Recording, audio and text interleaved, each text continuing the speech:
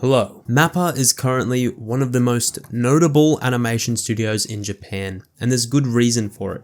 Besides the fact that they have a style that, for lack of a better term, I'm going to call mature, they're constantly doing justice to any project that they animate, especially in terms of action scenes.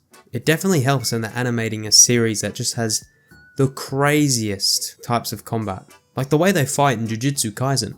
Not every series has a power system that's so rich and allows them to animate such beautiful pieces of work. But I'm not just here to praise MAPPA, I'm actually about to do the opposite. If you've been living under a rock these past few years, or you just don't watch anime in general, then one thing you need to know about MAPPA is that these guys have a lot of projects, and I mean a lot of them. It's been a bit of a meme now to say that MAPPA animators are overworked, since, they are. But this was when they were pumping out the first drop of Attack on Titan's final season, and when they were releasing Jujutsu Kaisen's first season.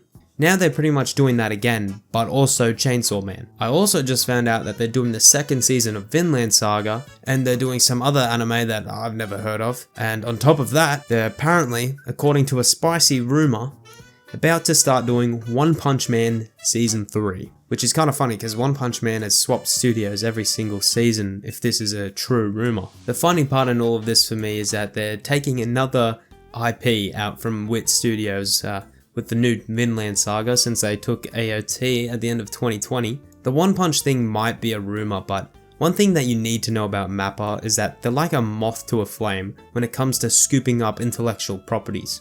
These guys just take anything that is even remotely hot that isn't being animated yet, probably just to make sure that no other studio can get their hands on it.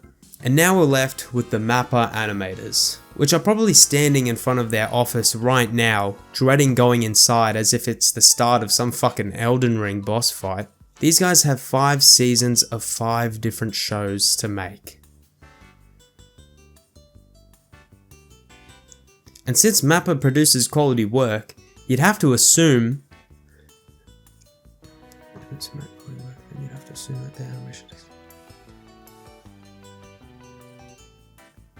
And since MAPPA produces quality work, you'd have to assume that the time that they put into each episode is more than the average One Piece episode. Except that One Piece right now has low-key some really good animation, which you'd hope for, seeing that it's the most popular anime of all time. But all of this had me thinking.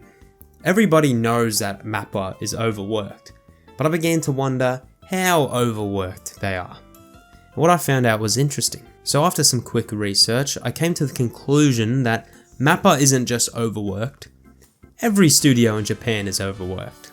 Animators all over Japan have to deal with some of the cruelest working conditions ever.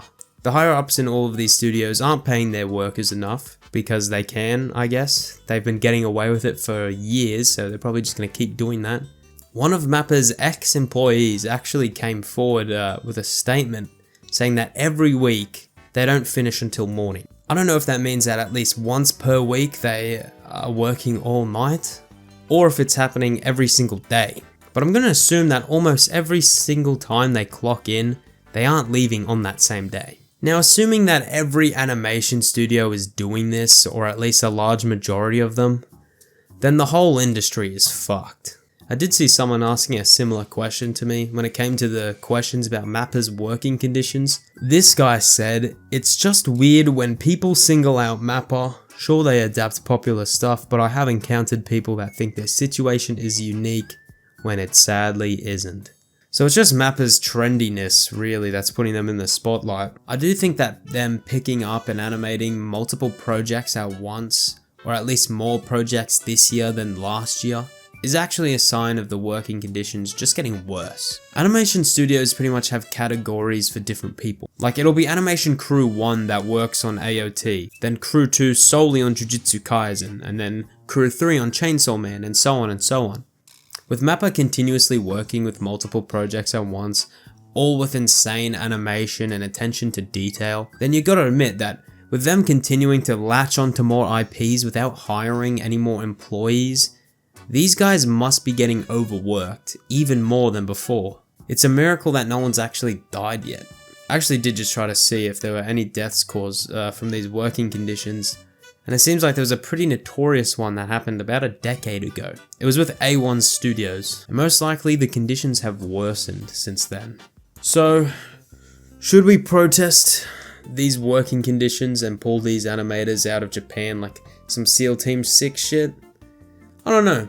The craziest thing with Japan is that if someone did that, you'd have to do that with the entire country, because Japan's work culture is fucking crazy. God help the Mappa employees. Anyway, that's all. Goodbye.